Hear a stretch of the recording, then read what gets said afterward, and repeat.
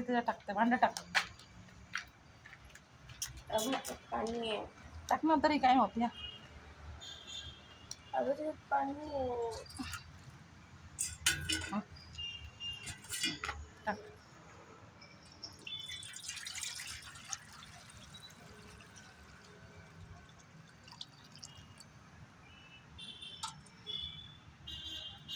पोळी मोडता येईल का?